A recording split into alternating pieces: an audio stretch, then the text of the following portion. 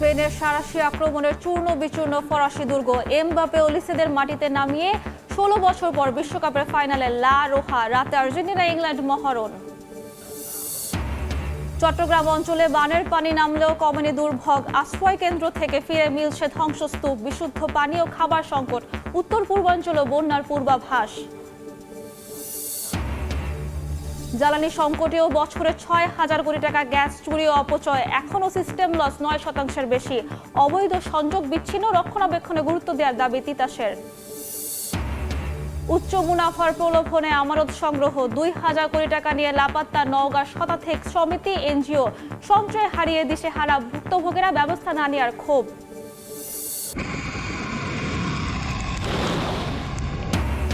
Iran যুক্তরাষ্ট্রের পাল্টাপাল্টি সংঘাতে ফের অগ্নিগর্ভ মধ্যপ্রাচ্য। হরমুজের টোল আদায়ের চিন্তা বদল ট্রাম্পের।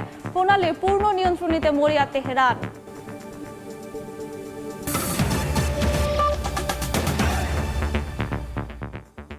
সময় সংবাদের সঙ্গে আছি আমি সাব্বিরা মজুমদার।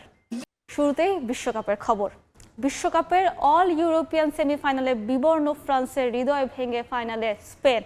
ওয়াইয়ার সাবাল ও পেদ্রো পোরো ম্যাজিকে ২-০ গোলের জয়ে ১৬ বছর পর শিরোপার মঞ্চে জায়গা করে নিয়েছে লা রোহা। দাপুটে জয়ের পর বাঁধ ভাঙা উল্লাসে মেতে ওঠেন স্প্যানিশ সমর্থকরা।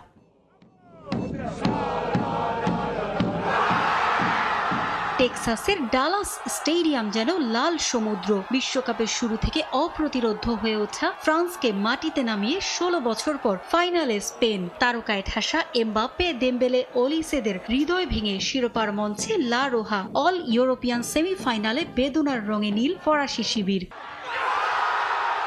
ইউরো নেশনস লিগের পর বিশ্বকাপের সেমিফাইনালেও স্পেনের কাছে ভরাডুবি ফ্রান্সের। অথচ জাতীয় দিবসের উৎসবে বাড়তি রং চড়ানোর কথা ছিল কাতার বিশ্বকাপের রানার্স আপ দলটার, কিন্তু লুই দে লা ফুয়েন্তের শক্ত রক্ষণের কাছে ধরাশায়ী দিদিয়ের দেশম। ষষ্ঠবারের মতো নকআউটের কোনো ম্যাচে ইয়ামালের কাছে দর্পচূর্ণ এমবাপ্পের। টেক্সাস থেকে স্পেনের অর্জনের গর্জনে কেঁপে ওঠে মাদ্রিদের আকাশ বাতাসও। এর আগে ম্যাচের শুরু থেকেই সমান তালে লড়াই করেছে স্পেন ও ফ্রান্স। ১০ মিনিটে দানি ওলমোর ফাউলের সুবাদে ফ্রিকিক পেলেও তা কাজে লাগাতে পারেননি ইয়ামাল। ১৪ মিনিটে কাউন্টার অ্যাটাক থেকে এমবাপ্পে সুযোগ তৈরি করেছিলেন, তবে কুবার্সি ও লাপোর্তের দৃঢ়তায় আলোর মুখ দেখেনি তা। ২০ মিনিটে বড় বিপদ ডেকে আনেন দিনিয়ে। বল ক্লিয়ার করতে গিয়ে পেছনে থাকা ইয়ামালের পায়ে আঘাত করে বসেন, আর তাতেই পেনাল্টি পেয়ে যায় স্পেন। সুযোগ কাজে লাগিয়ে গোল করেন ওয়াইয়ার সাবাল। ভাঙেন ডেভিড ভিয়ার এক মৌসুমে ১৩ গোলের রেকর্ড। ২০২৫-২৬ মৌসুমে স্পেনের হয়ে ১৪ গোল এখন ওয়াইয়ার সাবালের। বিরতিতে যাওয়ার আগে সুযোগ পেয়েছিলেন এমবাপ্পে, তবে উনাই সিমনের দৃঢ়তায় বাধার প্রাচীর ভাঙতে পারেননি। লিড নিয়ে বিরতিতে যায় স্পেন। ৫৮ মিনিটে দানি ওলমোর সঙ্গে দারুণ বোঝাপড়ায় চোখ ধাঁধালো গোল করেন পেদ্রো পোরো। মাইক মাইনিওকে অসহায় করে স্পেনকে আনন্দে ভাসান ২৬ বছর বয়সী এই রাইট ব্যাক। ৬৪ মিনিটে ফ্রান্সের জালে বল পাঠিয়েছিলেন ইয়ামাল, তবে অফসাইডে বাতিল হয় তার স্বপ্ন। ৮০ মিনিটে ডিজিরে দুয়েকে হতাশ করেন আসর জুড়ে দুর্দান্ত ছন্দে থাকা স্প্যানিশ গোলরক্ষক উনাই সিমন। বিশ্বকাপের অন্যতম সেরা আক্রমণ ভাগ নিয়েও শেষ পর্যন্ত স্পেনের সঙ্গে পেরে ওঠেনি ফ্রান্স। ছন্ন ছাড়া ফরাসিদের কাঁদিয়ে নিউ জার্সির ফাইনালের টিকিট কাটে স্পেন। পারভিন আক্তার, সময় সংবাদ। ফ্রান্সকে হারিয়ে ফাইনালে আর্জেন্টিনাকে চাচ্ছে স্পেন সমর্থকরা। ফিনালিসিমা মাঠে না গড়ারই এই ম্যাচ দিয়ে সে অতৃপ্তি ঘোচাতে চায় আলবি সেলেস্তেরাও। ফরাসি বধের পর স্পেনের মাদ্রিদ থেকে শুরু করে রাজধানী ঢাকায় উল্লাসে মাতে লা রোহা ভক্তরা। এদিকে ফরাসিরা ছিটকে যাওয়ায় শিরোপা ধরে রাখায় আত্মবিশ্বাসী আকাশী নীল শিবির। ডালাসে এ কেমন ফ্রান্স? স্পেনের সামনে বিবর্ণ দিদিয়ের দেশামের দল। একপাক্ষিক লড়াইয়ে টানা তৃতীয়বারের মতো ফাইনালে ওঠা হলো না ফরাসিদের। ভয়ঙ্কর হতাশাজনক, তবে এই দল নিয়ে গর্বিত। আমরা একটা গোলও করতে পারিনি। হতাশাজনক, তবে এটাই বাস্তবতা। দুঃখজনক, তবে আমি মনে করি এটাই প্রত্যাশিত। স্পেন ভালো খেলেছে। ফ্রান্স দলগত পারফরম্যান্সের তুলনায় ব্যক্তি নির্ভর খেলেছে।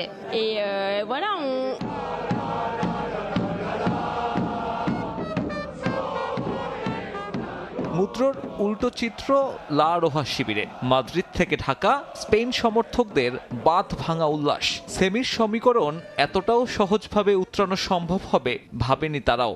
বিশ্বাসটুকু রাখতে পারে যে স্পেন এবার আমাদেরকে সেই প্রত্যাশিত কাপটি আমাদেরকে এনে দেবে। ম্যাচটা অনেক ভালো খেলছে, ফ্রান্সের সাথে জিতাটা কিন্তু অনেক খুব টাফ ব্যাপার ছিল।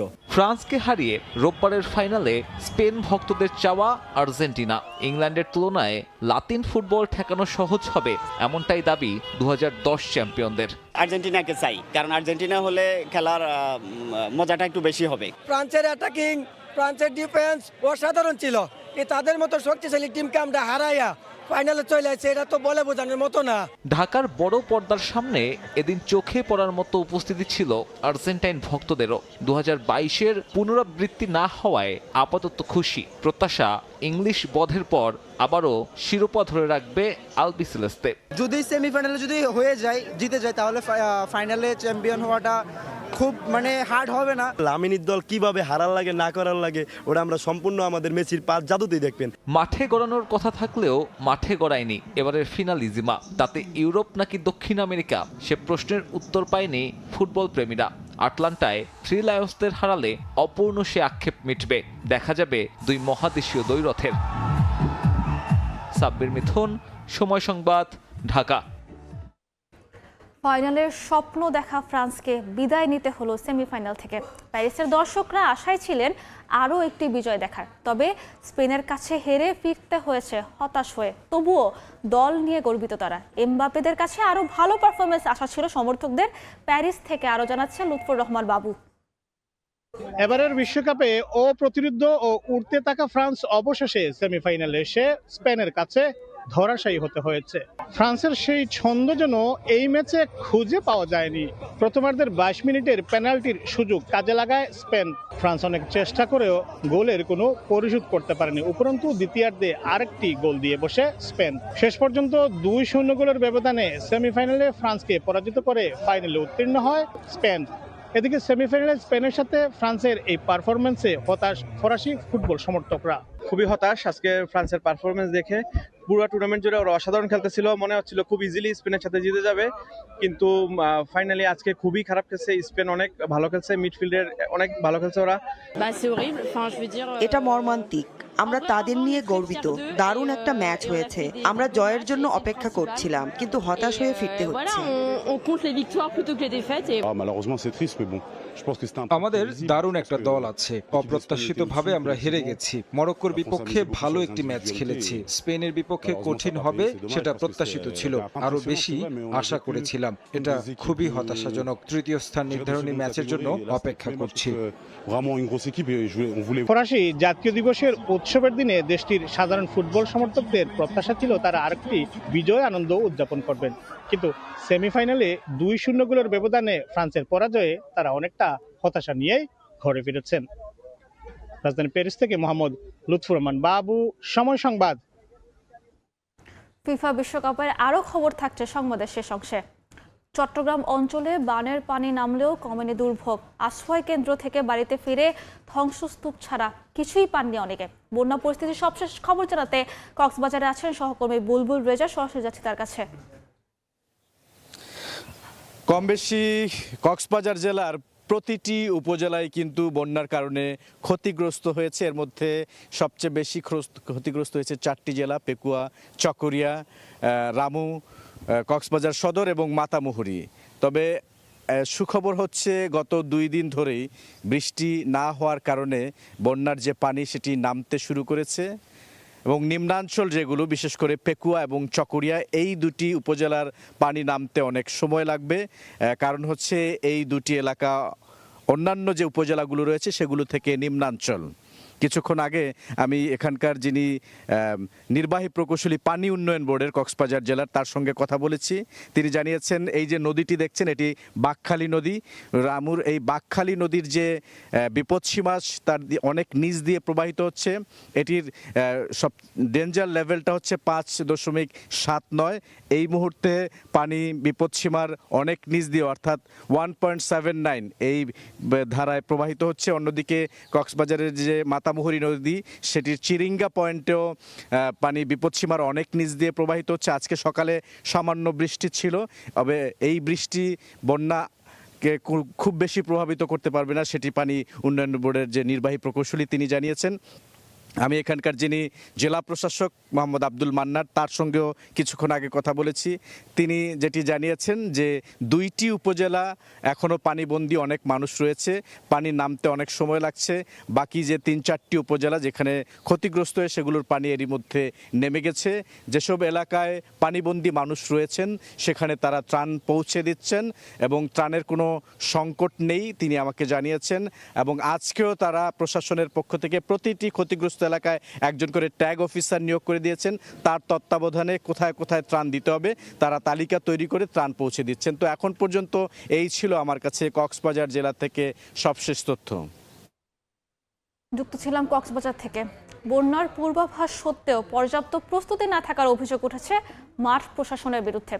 সরাসরি সতর্ক করার পরিবর্তে স্থানীয়দের ওয়েবসাইট দেখার পরামর্শ দিচ্ছেন জেলা প্রশাসনের কর্মকর্তারা। যদিও কর্মকর্তাদের দাবি সতর্ক করার পরও আশ্রয় কেন্দ্রে যেতে অনীহা ভুক্তভোগীদের। এর মধ্যে উত্তর পূর্বাঞ্চলে বন্যার পূর্বাভাস দিয়েছে বন্যা পূর্বাভাস ও সতর্কীকরণ কেন্দ্র। একদিকে টানা বৃষ্টি, অন্যদিকে পাহাড়ি ঢল, সব মিলিয়ে এবার বন্যার ভয়াবহ রূপ দেখেছে পার্বত্য 3 জেলা। এখনো পানিতে তলিয়ে আছে এলাকার পর এলাকা, মানবেতর জীবন কাটাচ্ছেন হাজারো মানুষ। 1 জুলাই থেকেই বন্যার সতর্কবার্তা দিয়ে আসছিল আবহাওয়া অধিদপ্তর ও পানি উন্নয়ন বোর্ড, কিন্তু সেই বার্তা আমলে নেওয়া হয়নি। স্থানীয়দের অভিযোগ, কোনো প্রতিরোধ ব্যবস্থা নেয়নি স্থানীয় প্রশাসন। বন্যা হওয়ার আগে তো মাইকিং করে দেয়, এখানে কেউ মাইকিংই করে নাই, কিছু করে নাই, কিন্তু আমরা বিভ্রান্তির মধ্যে পড়ে গেছি। যেভাবে পানি উঠে এভাবে কেউ জানে নাই যে এতটুকু পানি উঠবে। জেলা প্রশাসনের নির্দেশ দেওয়া হয় নাই, কোনো স্থানীয় মেম্বার বা চেয়ারম্যান কোনো নির্দেশ দেওয়া হয় নাই, হঠাৎ করে পানি হয়ে গেছে। শুধু তাই নয়, মাঠ প্রশাসনের কর্মকর্তারাও বন্যার পূর্বাভাসের বিষয়ে অধিবাসীদের পরামর্শ দেন ওয়েবসাইট ভিজিট করার। আর কক্সবাজার জেলা প্রশাসনের ভাষ্য, মাইকিং করে সতর্ক করা হলেও আশ্রয় কেন্দ্রে যেতে অনীহা মানুষের। জনগণ আসলে যে সরাসরি জানতে চান যে আবহাওয়া অফিসের কি বক্তব্য বা আগামী দিনগুলোতে আবহাওয়া পূর্বাভাস কি করবে, সেটা আসলে লোকাল অফিসের থেকেই আমার মনে হয়, যেমন ওয়েবসাইট থেকে যদি তারা নেয়, আবহাওয়া অফিসের ওয়েবসাইট খুবই চমৎকার একটা ওয়েবসাইট এবং রেগুলার তারা ডেটা আপডেট করতে থাকে। মাইকিং করে মানুষজনকে সরিয়ে আনার কার্যক্রমটি বেশ অনেক দিন থেকেই চলমান। অনেক ক্ষেত্রে গবাদি পশু সহ অন্যান্য বিলঙ্গিংস যেগুলি থাকে সেটি ফেলে মানুষজন আসতে চায় না। ক্রমেই পার্বত্য অঞ্চলে বন্যা পরিস্থিতির উন্নতির তথ্য জানাচ্ছে বন্যা পূর্বাভাস ও সতর্কীকরণ কেন্দ্র। যদিও আবহাওয়া অধিদপ্তরের পূর্বাভাস, বৃহস্পতি শুক্রবার থেকে আবারও বাড়বে বৃষ্টিপাতের প্রবণতা। শঙ্কা আছে দেশের উত্তর পূর্বাঞ্চলে বন্যার। চট্টগ্রামের অঞ্চলে যে বান্দরবান এবং কক্সবাজার জেলার সঙ্গে এবং মাতামুহুরী নদী ছিল, ওগুলো বর্তমানে বিপদসীমার নিচে নেমে এসেছে। পানির সমতল বর্তমানে হ্রাস পাচ্ছে। উত্তর পূর্বাঞ্চলে কিছু স্টেশন এবং উত্তরাঞ্চলে কিছু স্টেশন বিপদসীমার উপরে অবস্থান করছে। আশঙ্কা করছে যে কাউনিয়া পয়েন্ট অর্থাৎ ডালিয়ার পয়েন্টের যে নিচে রয়েছে কাউনিয়া উপজেলায়, সেই পয়েন্টে হয়তো সাময়িকভাবে বিপদসীমা অতিক্রম করতে পারে। বন্যায় চট্টগ্রামে 13 জন, বান্দরবানে 1 জন এবং কক্সবাজারে মৃত্যু হয়েছে 31 জনের। উত্তর পূর্বাঞ্চল বন্যার পানিতে ডুবে যাওয়ার আগেই প্রয়োজনীয় প্রস্তুতি সহ স্থানীয় প্রশাসনকে সজাগ থাকার আহ্বান সংশ্লিষ্টদের। আসিফ মোহাম্মদ সিয়াম, সময় সংবাদ, ঢাকা। সময় সংবাদে আরও থাকছে। নারায়ণগঞ্জের আদমজি ইপিজেডে রপ্তানিমুখী পোশাক কারখানার গুদামে ভয়াবহ আগুন। প্রায় 3 ঘন্টার চেষ্টায় নিয়ন্ত্রণে বিপুল পরিমাণ কাপড় ভস্মীভূত।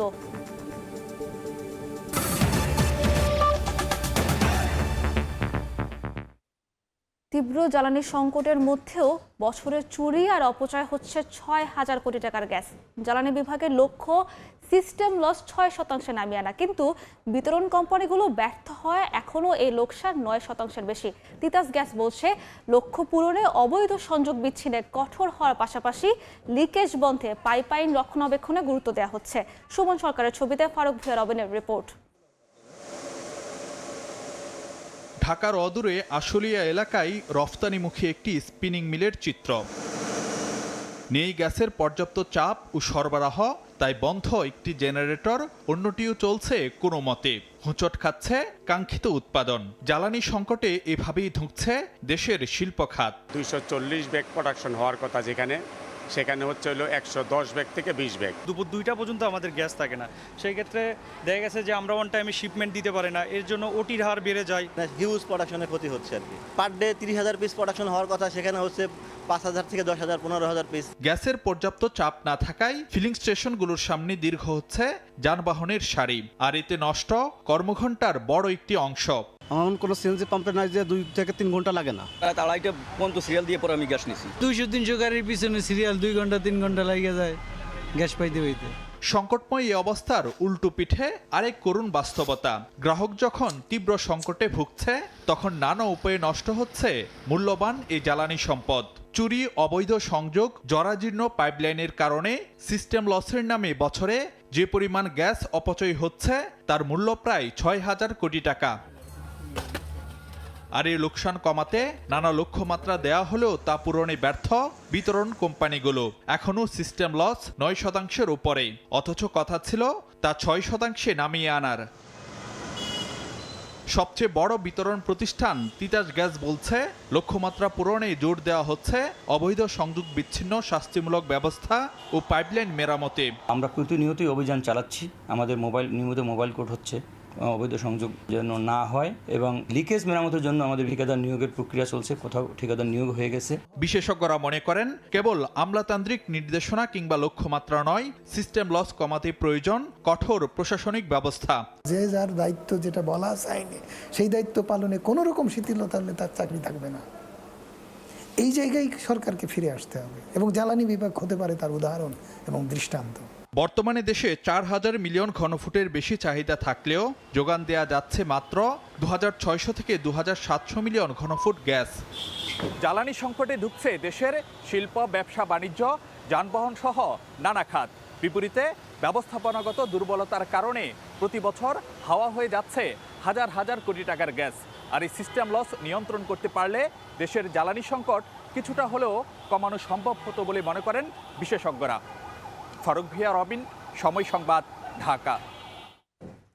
দ্রুত সিদ্ধান্ত গ্রহণে আমলাতান্ত্রিক জটিলতার পাশাপাশি বিশ্বজুড়ে অর্থনৈতিক মন্দায় প্রচলিত অপ্রচলিত সব বাজারেই হারছে দেশের তৈরি পোশাক খাত। এক্ষেত্রে প্রতিযোগী দেশ হিসেবে ভারত এবং চীন নানা সুবিধা বাড়িয়ে সেই বাজারের দখল নিচ্ছে বলে দাবি শিল্প উদ্যোক্তাদের।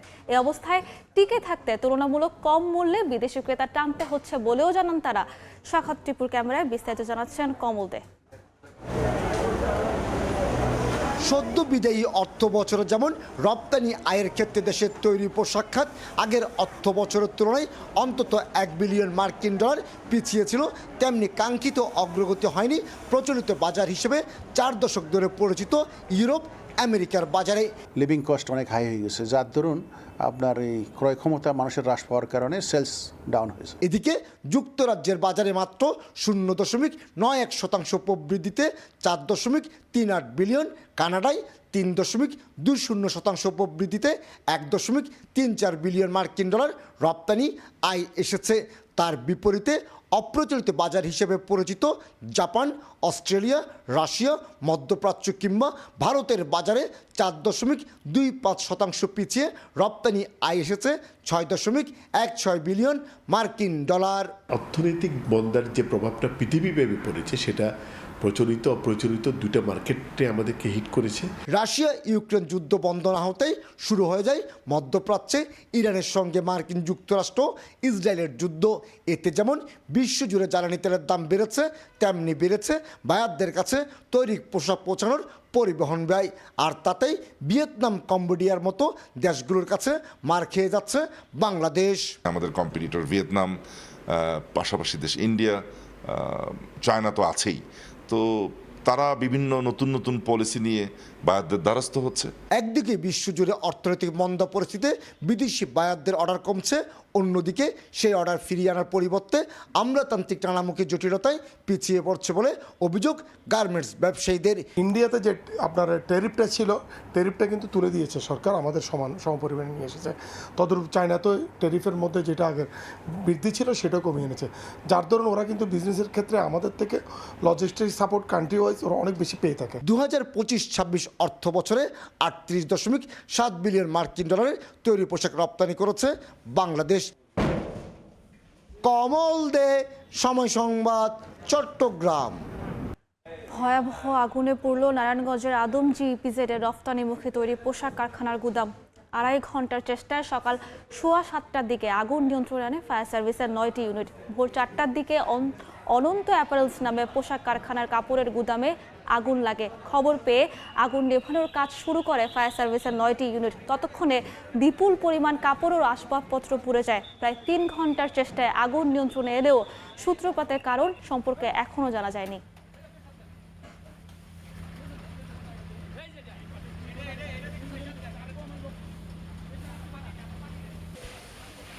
স্টিলটেক মানে গুণগত মানের নিশ্চয়তা।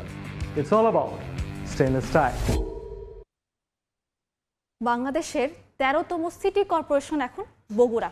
কাগজে কলমে নতুন পরিচয় মিললেও নাগরিক জীবনে সেই পরিবর্তনের ছোঁয়া এখনও স্পষ্ট নয়। সামান্য বৃষ্টিতেই হাঁটু থেকে কোমর সমান পানিতে তলিয়ে যাচ্ছে গুরুত্বপূর্ণ সড়কগুলো। জলাবদ্ধতা আর বেহাল ড্রেনেজ ব্যবস্থায় নাজেহাল নগরবাসী। শাহাদুল ইসলামের ক্যামেরায় আব্দুল আওয়ালের রিপোর্ট। প্রতি বর্ষায় একই চিত্র। কয়েক ঘন্টার টানা বৃষ্টিতে অচল হয়ে পড়ে উত্তরাঞ্চলের প্রবেশদ্বার বগুড়া। গুরুত্বপূর্ণ এলাকাগুলো তলিয়ে যায় হাঁটু থেকে কোমর সমান পানিতে। বন্ধ হয়ে যায় যান চলাচল। সবচেয়ে বেশি দুর্ভোগে পড়েন নগরীর নারুলি, কৈপাড়া, সেউজগাড়ি, বাদুরতলা, মালগ্রাম, চেলোপাড়া ও খান্দার এলাকার বাসিন্দারা। অথচ সিটি কর্পোরেশনের তথ্য বলছে পৌরসভা থাকাকালে গত 2 দশকে ড্রেন, সড়ক, ফুটপাত ও স্ট্রিট লাইট সহ অবকাঠামো উন্নয়নে ব্যয় হয়েছে প্রায় 3,500 কোটি টাকা। এর বড় অংশই গেছে ড্রেন নির্মাণ ও সংস্কারে। তবে সমস্যা শুধু ড্রেনের স্বল্পতা নয়, পুরো নগর জুড়ে সমন্বিত ড্রেনেজ নেটওয়ার্ক নেই। কোথাও ভাঙা ড্রেন, কোথাও দেওয়াল ধসে মুখ শুরু হয়ে গেছে। আবার প্লাস্টিক ও কঠিন বর্জ্যে আটকে আছে পানি প্রবাহ।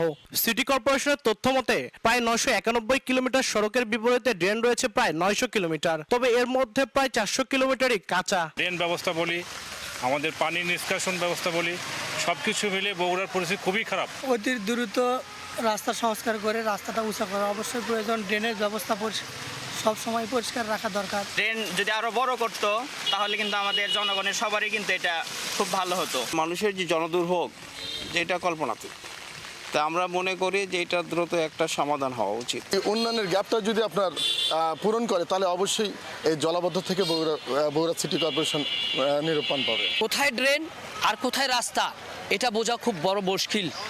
এর জন্য ড্রেনেজ ব্যবস্থার কাজ করা দরকার, রাস্তাঘাটের সংস্কার করা দরকার। ড্রেনগুলো পরিদর্শনের পর পরিকল্পিতভাবে নির্মাণের কথা জানালেন সিটি প্রশাসক। ড্রেনগুলো যে ছিল আপনার 2 ফিট চওড়া, সেগুলো 5 ফিট চওড়া করা হচ্ছে। এই ফলে আমার মনে হয় এই রাস্তার এই পাশের পানিগুলো অতি সহজে নিষ্কাশন হয়ে যাবে। একটু ধৈর্য ধরুন, আমার বিশ্বাস আগামী 2-3 মাসের মধ্যে আমরা একটা ফলাফল পাবো ইনশাআল্লাহ। 70 বর্গ কিলোমিটার আয়তনে নবগঠিত বগুড়া সিটি কর্পোরেশনে বাস করেন প্রায় 10 লাখ মানুষ। আব্দুল আওয়াল, সময় সংবাদ, বগুড়া। সময় সংবাদে আরো থাকছে। আবারও রক্তাক্ত পাকিস্তানের আজাদ কাশ্মীর। পুলিশের সঙ্গে সংঘর্ষে অন্তত 6 বেসামরিক নিহত। ইসলামাবাদকে জবাবদিহির আওতায় আনার আহ্বান নয়াদিল্লির। নওগাঁয় প্রায় 2,000 কোটি টাকা নিয়ে লাপাত্তা শতাধিক সমবায় সমিতি ও 20টি এনজিও। এতে আমানত হারিয়ে দিশেহারা গ্রাহকরা। সঠিক ব্যবস্থার আশায় প্রশাসনের দ্বারে দ্বারে ঘুরছেন ভুক্তভোগীরা। তবে এসব এনজিওর বিরুদ্ধে অভিযোগ থাকার পরও প্রশাসন কোনো ব্যবস্থা না নেওয়ার দায় এড়াতে পারে না বলছেন বিশিষ্টজনরা। এমআর রকের রিপোর্ট, ছবি তুলেছেন রকিবুল ইসলাম। গ্রাহকদের কাছ থেকে প্রায় 2,000 কোটি টাকা আমানত সংগ্রহ করেছিল শতাধিক এনজিও ও সমবায় সমিতির প্রতিষ্ঠান। গ্রাহকদের সেসব টাকা নিয়ে লাপাত্তা প্রতিষ্ঠানগুলো। নওগাঁয় গত 1 বছরে ছোট বড় 50টি সমবায় সমিতি ও নিবন্ধিত 20টি এনজিওর কেউ আত্মগোপনে, আবার প্রতারণা মামলায় অনেক পরিচালক কারাগারে রয়েছেন। অভিযোগ রয়েছে 1 লক্ষ টাকা থেকে 1 কোটি টাকা পর্যন্ত আমানত সংগ্রহের এক পর্যায়ে এসব প্রতিষ্ঠান রাতের আধারে লাপাত্তা হয়ে যাচ্ছে। আগে থেকেই প্রশাসন পদক্ষেপ না নেওয়ায় ক্ষতিগ্রস্ত হচ্ছে সাধারণ মানুষ বলছেন বিশিষ্টজনরা। কেন প্রশাসন আগে দেখলেন না? আগে যদি দেখতেন তাহলে পরেরগুলো হয়তো এরকম নাও হতে পারতো, ব্লক করে দিতে পারতো। কোনো অন্যায় অবিচারকে এই সরকার প্রশ্রয় দিবে না, এটা জনগণের কাছে এই সরকার ওয়াদাবদ্ধ। পালিয়ে যাওয়া প্রতিষ্ঠান প্রধানদের বিরুদ্ধে থানা ও কোর্টে একাধিক মামলা করেছেন ভুক্তভোগীরা। অভিযুক্তদের বিরুদ্ধে পুলিশের পক্ষ থেকে আইনগত ব্যবস্থা নেওয়ার আশ্বাস দিলেও সমবায় কর্মকর্তারা দেখাচ্ছেন নানা অজুহাত। জনগণের অভিযোগ এবং তারপরে হচ্ছে যে সমতা এনজিওর যিনি মালিক শাহিন, তাকে পুলিশ গ্রেফতার করে। এখনো এই ধরনের কার্যক্রম পরিচালনা করছে যেসব সমিতি, তাদেরকে আমরা নজরদারির আওতায় রাখার চেষ্টা করছি। আইন শৃঙ্খলা বাহিনীর তথ্যমতে নওগাঁর 11 উপজেলায় 70টি এনজিও ছাড়াও সমবায় ও সমাজ সেবা থেকে অনুমোদন দেওয়া প্রায় 4000 প্রতিষ্ঠান আমানত সংগ্রহের কাজ করছে। এমআর রকি, সময় সংবাদ, নওগাঁ। রাজশাহী নগরীর পাড়া মহল্লার গলিপথ থেকে শুরু করে রাস্তাঘাটে এখন ছিনতাই আতঙ্কে বাসিন্দারা। রাজশাহী বিশ্ববিদ্যালয় সহ বিভিন্ন শিক্ষা প্রতিষ্ঠান, বাসাবাড়ি, দোকান ও বিভিন্ন ভবনের বৈদ্যুতিক তার এবং এসির তামার পাইপ চুরির পাল্লা চলছে। র্যাবের তথ্য মতে মাদকের অর্থ সংস্থানের জন্যই এই ধরনের অপরাধে জড়িয়ে পড়েছেন মাদকাসক্তরা। আব্দুল সালামের ক্যামেরায় মওদুদ রানার প্রতিবেদন। দিনের আলোতে যতটা নিরাপদ মনে হয়, সন্ধ্যার আলো জ্বলতেই ঠিক ততটাই অনিরাপদ আর ভয়ঙ্কর হয়ে ওঠে নগরীর অলিগলি থেকে শুরু করে সড়ক মহাসড়ক। চুরি, ছিনতাই আর মাদকাসক্তদের বিচরণে এখন দিশেহারা রাজশাহী নগরীর বাসিন্দারা। মাদকের টাকার যোগান দিতেই নানা অপরাধে জড়াচ্ছে উঠতি বয়সী তরুণরা। র্যাবের তথ্যমতে গত মার্চ থেকে জুন পর্যন্ত চুরির মামলা হয়েছে 114টি। যদিও ভুক্তভোগীরা বলছেন প্রকৃত সংখ্যা এর চেয়ে অনেক বেশি। কেবল নগরীর চন্দ্রিমা থানা এলাকাতেই ঘটেছে 50টির বেশি চুরির ঘটনা। তাই আমরা বিভিন্ন ধরনের অনাকাঙ্ক্ষিত ঘটনা দেখি। সাইকেল চুরিটা খুবই কমন এবং এটা কোনোভাবে আটকানো যাচ্ছে না। গত 18 জুন নগরীর সাহেববাজার স্বর্ণপট্টির কারুশ্রী জুয়েলার্সের দেয়াল কেটে ভেতরে প্রবেশ করে লুট করে 200 ভরি স্বর্ণ ও 25 লাখ টাকা। এর আগে গত 7 জুন নগরীর রাজ্জাকের মোড় এলাকায় মানবাধিকার কর্মী সুব্রত পালের টাকা ও স্বর্ণালঙ্কার ছিনিয়ে নেয় ছিনতাইকারীরা। এর আগে ভদ্রা ফ্লাইওভারের নিচ থেকে এক নারীর টাকা ছিনতাই হয়। এসব ঘটনায় মামলা হলেও কাউকে গ্রেফতার বা মালামাল উদ্ধার করতে পারেনি পুলিশ। ডিবির লোকজনের সাথে আমার যোগাযোগ হয় বা ওনারা আসে, তারা আশ্বাস দিচ্ছে, কিন্তু আমি সেরকম ফলপ্রসূ কিছু এখন পর্যন্ত আপডেট পাই নাই। বেশিরভাগ আসামিকে গ্রেফতার করতে সক্ষম হচ্ছেন বলে দাবি পুলিশের। আর দু একটি ঘটনা আছে, এগুলো আমরা অলরেডি অনেক দূর এগিয়ে গিয়েছি। র্যাবের তথ্য মতে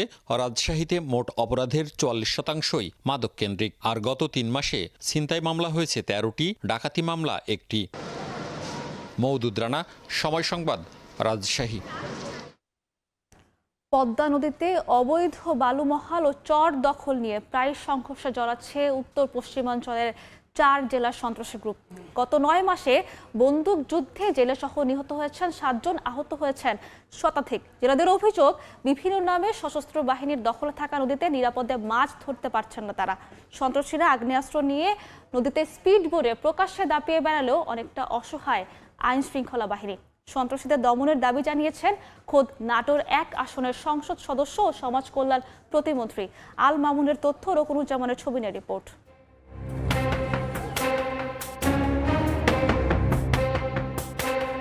গুলি করে মাথা ফুল উড়ে দেবো, তাড়াতাড়ি সব চলে আয়। চরকেন্দ্রিক একটা আধিপত্য বিস্তার দীর্ঘদিন থেকে চলে আসতেছে। দেখে বোঝার উপায় নেই এই শান্ত পদ্মা নদীকে অশান্ত করে চলে সন্ত্রাসীদের মরণ খেলা। দিনে এক রূপ হলেও রাতে আরেক রূপ ধারণ করে প্রমত্তা পদ্মা। আধিপত্য নিয়ে অস্ত্রের মহড়ায় দ্বন্দ্বে জড়িয়ে পড়ে নাটোরের লালপুর, পাবনার ঈশ্বরদী, কুষ্টিয়ার দৌলতপুর ও রাজশাহীর বাগা উপজেলার সন্ত্রাসীরা। বালুমহল ও চর দখল নিয়ে সন্ত্রাসীদের মধ্যে গত 9 মাস ধরে চলা সংঘর্ষে এ পর্যন্ত প্রাণ হারিয়েছেন জেলেসহ 7 জন, আহত হয়েছেন শতাধিক। সন্ত্রাসীরা 4টি উপজেলার অংশে নিজ নিজ নিয়ন্ত্রিত এলাকায় স্পিডবোটে আগ্নেয়াস্ত্র নিয়ে সবসময় টহল দেয় বলে অভিযোগ জেলেদের। দিন খাই আমরা তো চাই সবসময় যে আমরা নিরাপদে থাকি, নিরাপদে আমরা তো চাইনি যে এগুলা হোক। গুলি করে মাথার খুলে উড়ে দেবো, তাড়াতাড়ি সব কোলে আয়। সবাই কোলে চলে গেল, এখন ধরেন বেধরম মাইল শুরু করে দিল। জাতীয় সংসদ অধিবেশনে সন্ত্রাসীদের দমনের দাবি জানিয়েছেন খোদ নাটোর 1 আসনের সংসদ সদস্য ও সমাজ কল্যাণ প্রতিমন্ত্রী ব্যারিস্টার ফারজানা শারমিন পুতুল। চরাঞ্চলে যে ক্রাইমগুলো হয়, এই ক্রাইমগুলো বন্ধ করা অনতিবিলম্বে সম্ভব। বালুমহাল ও চর দখল নিয়ে সন্ত্রাসী কার্যকলাপ চলছে বলে জানায় পুলিশ। এবং এ ব্যাপারে আমরা খুবই সতর্ক আছি এবং তৎপর আছি, মাঝে মধ্যে আমরা অভিযান পরিচালনা করতেছি। আর পদ্মার চরে 2 বাহিনী সন্ত্রাসী কর্মকাণ্ড বন্ধ করতে বিশেষ টাস্কফোর্স গঠন সহ ক্ষতিগ্রস্ত জেলেদের সহযোগিতা করার আশ্বাস উপজেলা প্রশাসনের। জেলেরা মাছ ধরতে যেতে ভয় পাচ্ছে, এই বিষয়টি নিয়ে আমরা ঊর্ধ্বতন কর্তৃপক্ষকে জানাবো যাতে তারা খুব দ্রুত ব্যবস্থা নেয়। পদ্মা নদীতে মাছ ধরতে না পেরে কর্মহীন রয়েছেন নাটোরের প্রায় ১৫০০ জেলে। সময় সংবাদ, নাটোর। রাজশাহীর ঐতিহ্যবাহী সিল্কের বাজারে এখন নকলের থাবা। একসময় পলু পোকা থেকে তৈরি খাঁটি রেশম সুতার স্থান দখল করেছে চীন থেকে আসা সস্তা সিনথেটিক সুতা। আর এই কৃত্রিম সুতাকেই আসল সিল্ক বলে চড়া দামে বিক্রি করা হচ্ছে সাধারণ ক্রেতাদের কাছে। ভোক্তারা বলছেন তারা প্রতারিত হচ্ছেন, আর ব্যবসায়ীদের দাবি এটি সিল্কেরই অংশ। হাবিবুর রহমান পাপ্পুর তোলা ছবিতে বিস্তারিত সাইফুর রহমান রকির প্রতিবেদন। 2 যুগ আগেও কারিগরদের কর্মব্যস্ততায় মুখর ছিল রাজশাহী নগরীর সপুরার অর্ধশত সিল্কের কারখানা। দেশি পলুপোকার সুতার আকালকে পুঁজি করে বাজারে এখন সয়লাব চীনা সিনথেটিক সুতা।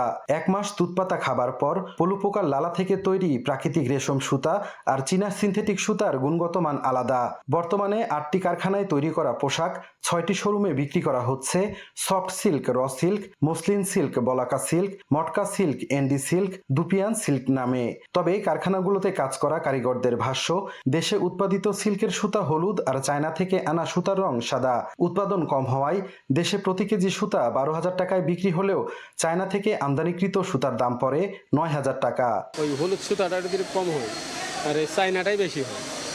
চায়না শাড়ির বেশি চাহিদা, ওটা একটু কম। এটার বেশি চাহিদা, আর এটা এটা পোকা থেকে তৈরি হয়, এটার খাটনি বেশি। ক্রেতাদের অভিযোগ, চীনা সিনথেটিক সুতা দিয়ে তৈরি পোশাক আসল সিল্ক বলে চালিয়ে দিয়ে হাতিয়ে নেওয়া হচ্ছে বাড়তি টাকা। আমাদের আম্মুরা একদম খাঁটিটা পেয়েছে, আমার পরের জেনারেশন ওরা ইভেন বুঝবেও না যে আসলে সিল্ক জিনিসটা কি। রেশমের জন্য রাজশাহী বিখ্যাত, কিন্তু এখানে যদি না করে এটা বাইরে থেকে নিয়ে আসলে অবশ্যই এটা একটা ব্যাড ইফেক্ট হচ্ছে। তবে এই অভিযোগ মানতে নারাজ সিল্ক ব্যবসায়ীরা। সিল্কের সুতোর সঙ্গে আপনি অন্য কিছু মিশিয়ে সিল্ক বলে চালানোর কোনো চেষ্টা সিল্ক পলিতে এ ধরনের কোনো ঘটনা আজ পর্যন্ত ঘটে নাই। এটা কোনো অবকাশ নেই, আমরা যেটা উৎপাদন করছি এটা পিওর সিল্কই উৎপাদন করছি। এদিকে ভোক্তা অধিকার সংরক্ষণ অধিদপ্তর বলছে ক্রেতারা প্রতারিত হচ্ছে, এমন অভিযোগ পেলে নেওয়া হবে ব্যবস্থা। অন্যদিকে রেশম শিল্পের হারানো ঐতিহ্য ফিরিয়ে আনতে প্রয়োজনীয় ব্যবস্থা নেওয়ার আশ্বাস বস্ত্র ও পাট প্রতিমন্ত্রীর। যদি এরকম ইস্যু থাকে সেটা অবশ্যই আমাদের দেখা উচিত, আমরা এটা দেখবো অবশ্যই। আমাদের কি পদক্ষেপ নেওয়া যায় এই জন্য আশা, এবং আপনারা ধৈর্য ধরেন, ইনশাল্লাহ আমরা কার্যকর পদক্ষেপ নিব। সংশ্লিষ্টরা জানান মাত্র 20% রেশমি সুতা দেশে তৈরি হলেও 80% সুতা আনা হয় চীন থেকে।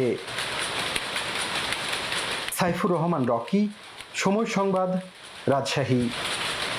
আবারও বিশ্বকাপের খবর। সুইজারল্যান্ডের বিপক্ষের একাদশ থেকে 3টি পরিবর্তন আনতে যাচ্ছে আর্জেন্টিনা। ডিপলের জায়গায় শুরু একাদশে সুযোগ পেতে পারেন নিকো গঞ্জালেস। প্রথমবারের মতো উইলিয়ানো সিমিওনের জায়গা হতে পারে শুরুতে, মলিনার বদলে জায়গা হতে পারে মন্তিয়েলের। ইংল্যান্ড বধ করতে কি ধরনের একাদশ সাজাতে পারেন স্ক্যালোনি? আলবিসেলেস্তাদের প্রেস কনফারেন্স কভার করে যুক্তরাষ্ট্র থেকে জানিয়েছেন SM ইকবাল। দাঁড়িয়ে আছি আটলান্টার মার্সিডিজ বেঞ্জ অ্যারেনা বা মার্সিডিজ বেঞ্জ স্টেডিয়ামে। আমার পেছনে দেখতে পাচ্ছেন যে ফুটবল পিচ, এই ফুটবল পিচেই টানা দ্বিতীয়বারের মতো ফাইনালে ওঠার মিশনে নামবে টিম আর্জেন্টিনা। এই পিচে আর্জেন্টিনার কোন 11 জন মাঠে নামবে তা নিয়ে কিন্তু এরই মধ্যে জল্পনা কল্পনা শুরু হয়েছে। আর্জেন্টিনা সুইজারল্যান্ড ম্যাচে যে একাদশ খেলিয়েছে সেই একাদশ কিন্তু এবার পরিবর্তন হতে চলেছে। অন্তত 3টি পরিবর্তন যে এই ম্যাচে অর্থাৎ ইংল্যান্ডের বিপক্ষে ম্যাচে হতে চলেছে সেটা কিন্তু প্রায় মোটামুটি নিশ্চিতই। আর্জেন্টিনা কিন্তু এবারের বিশ্বকাপে সবচেয়ে বেশি ভুগেছে তাদের 2 উইংয়ে। এই 2 উইংকে শক্তিশালী করতে রদ্রিগো ডি পলকে কিন্তু বসিয়ে রাখা হতে পারে, তার জায়গায় শুরু করতে পারেন নিকো গঞ্জালেস। যদিও তার চোট নিয়ে কিছুটা ধোঁয়াশা রয়েছে, নিকো গঞ্জালেস লেফট উইং থেকে শুরু করতে পারেন, সেক্ষেত্রে রাইট উইংয়ে শুরু করবেন অ্যালেক্সিস ম্যাক অ্যালিস্টার। তবে নিকো গঞ্জালেস যদি পুরোপুরি ফিট না হন তাহলে ম্যাক অ্যালিস্টার চলে যাবেন লেফট উইংয়ে, আর রাইটে শুরু করতে পারেন উইলিয়ানো সিমিওনে। ডান পাশে যেটা বলি যেখানে নাওয়েল মলিনা খেলে থাকেন তাকে কিন্তু ড্রপ করা হতে পারে, তার জায়গায় মন্তিয়েলের ইনক্লুশনের একটা সম্ভাবনা রয়েছে। এবং একই সঙ্গে লেফট সাইডে ফাকুন্দো মেদিনা লাস্ট 2টো ম্যাচ তিনি কিন্তু শুরু করতে পারেননি মূল একাদশের হয়ে, সেই জায়গায় একটা পরিবর্তন আসলেও আসতে পারে। আক্রমণ ভাগে উলিয়ান আলভারেজ নাকি লাউতারো মার্টিনেজ, এই সিদ্ধান্তটা একেবারে শেষ মুহূর্তে নিতে চায় টিম ম্যানেজমেন্ট। তবে ভ্যালেন্তিন বার্কো বা জিওভান্নি লো সেলসোর মতো ফুটবলার, ইভেন প্যালাসিওসও যদি মূল একাদশে ঢুকে পড়েন তাহলে কিন্তু অবাক হওয়ার কিছুই থাকবে না, কারণ লিওনেল স্ক্যালোনি এখন পর্যন্ত ম্যাচগুলোতে যে স্কোয়াড সিলেক্ট করেছেন সেটা মোটামুটি কপিবুক। তবে ইংল্যান্ড ম্যাচে তিনি তার যে ট্রেন্ড বা তার যে রীতি সেটি তিনি ভাঙতে চলেছেন এবং এবং এটা নিয়ে কঠোর গোপনীয়তা অনুসরণ করছে আর্জেন্টিনার টিম ম্যানেজমেন্ট। এখন পর্যন্ত সেমিফাইনালে উঠে আর্জেন্টিনা কখনোই কিন্তু শূন্য হাতে বিদায় নেয়নি, অর্থাৎ তারা ফাইনালে গেছে। সুতরাং ইংল্যান্ডের বিপক্ষে তাদের যেমন একটা মাঠের বাইরেও একটা রাইভালরি রয়েছে, মাঠেও চমৎকার একটা রাইভালরি রয়েছে, সবকিছু মিলে দুর্দান্ত এক্সাইটিং একটা ম্যাচ আয়োজনের অপেক্ষায় রয়েছে এই আটলান্টা স্টেডিয়াম। আটলান্টা থেকে এস.এম. ইকবাল, সময় সংবাদ, যুক্তরাষ্ট্র। সেমিফাইনালে ইংলিশ বাধা পেরিয়ে সহজেই শিরোপার মঞ্চে পৌঁছে যাবে আর্জেন্টিনা, এমনটাই প্রত্যাশা আলবিসেলেস্তেদের বাংলাদেশি সমর্থকদের।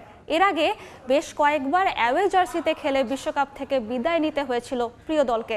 এবারেও সেমিতে নেভি ব্লু জার্সি গায়ে জড়িয়ে মাঠে নামবেন মেসিরা। তবে এ নিয়ে ভয় পাচ্ছেন না সমর্থকরা, এটাকে স্রেফ কুসংস্কার বলে উড়িয়ে দিয়েছেন তারা। অনেকেই আবার শীর্ষ চারে মেসি আলভারেজদের চেয়ে এগিয়ে রাখছেন কেইন বেলিংহামদের।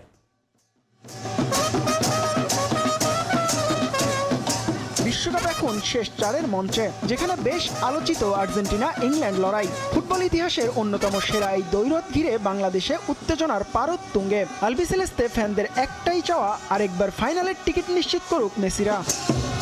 টিম ভালো, আর্জেন্টিনা খেলে ভালো, আর্জেন্টিনা জিতবে অবশ্যই। আর সবচেয়ে বড় কথা, আর্জেন্টিনার হলো হারাতে যেতেছে ব্রাজিল, তো এই দিক থেকে তো আর্জেন্টিনা জিতবে 100% শিওরই। লাউতারো মার্টিনেজের উপরে আমি একটা আস্থা রাখতেছি যে সে এমন কিছু করবে, ম্যাজিক মোমেন্ট তৈরি করবে, যার কারণে আর্জেন্টিনা ফাইনাল নিশ্চিত করবে। থ্রি লায়নদের বিপক্ষে গাঢ় নীল অ্যাওয়ে জার্সি পরে আটলান্টা স্টেডিয়ামে মাঠে নামবে মেসি মার্টিনেজরা। 1986 স্মৃতি ফিরিয়ে আনতেই এই সিদ্ধান্ত তাদের। তবে এরপর 1990 আর 2014 সালের অ্যাওয়ে জার্সিতে ফাইনাল হারের ক্ষত থাকায় অনেকেই তাদের অ্যাওয়ে শার্টকে ডাকেন জার্সি অফ টিয়ার্স নামে। এসব কুসংস্কার বলে উড়িয়ে দিলেন আর্জেন্টিনার সমর্থকরা। আসলে এটা কুসংস্কার, এগুলো আমরা পাত্তা দিই না, আমরা অলওয়েজ ভালো খেলে আসছি। এখন এটার সাথে অপয়া বা জার্সি, এটা আসলে আমাদের এটা একটা কাকতালীয় ব্যাপার। গোল, অ্যাসিস্ট আর নেতৃত্বে এলএম10 দলের সবচেয়ে বড় শক্তি। তাদের সঙ্গে ভক্তদের আত্মবিশ্বাস বেড়েছে নিজেদের সর্বশেষ ম্যাচে আলভারেজ লাউতারো জাল খুঁজে পাওয়াই। তারপরও মেসিদের চেয়ে কেইন বেলিংহামদের এগিয়ে রাখছেন বাংলাদেশি ফুটবল ভক্তরা। ইংল্যান্ড এগিয়ে থাকবে, কারণ বেলিংহাম একটা ভালো ফর্মে আছে। Argentina, there is a Messi, they also play good. But I believe England is the one this time. যদি তারা মেসিকেই খুঁজতে থাকে, আমার মনে হয় হ্যারি কেন একটা কাম করে দিবে এইদিকে। বাংলাদেশে ইংল্যান্ডের চেয়ে আর্জেন্টিনার সমর্থক একটু বেশি। তাদের একটাই প্রার্থনা, ইংলিশ পরীক্ষায় পাশ করে মেসি আরও একবার উঠুক ফাইনালে। জিহাদুল হাসান, সময় সংবাদ, ঢাকা। এ পর্যায়ে শীর্ষ সংবাদগুলো জানিয়ে দিচ্ছি আরেকবার।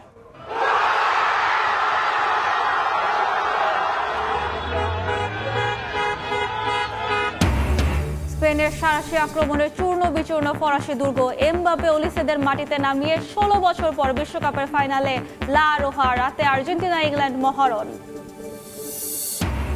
চট্টগ্রাম অঞ্চলে বানের পানি নামলেও কমেনি দুর্ভোগ, আশ্রয় কেন্দ্র থেকে ফিরে মিলছে ধ্বংসস্তূপ, বিশুদ্ধ পানীয় খাবার সংকট, উত্তর পূর্বাঞ্চলেও বন্যার পূর্বাভাস। এবং জ্বালানি সংকটেও বছরে 6,000 কোটি টাকার গ্যাস চুরি ও অপচয়, এখনও সিস্টেম লস 9%-এর বেশি। অবৈধ সংযোগ বিচ্ছিন্ন, রক্ষণাবেক্ষণে গুরুত্ব দেওয়ার দাবি তিতাসের।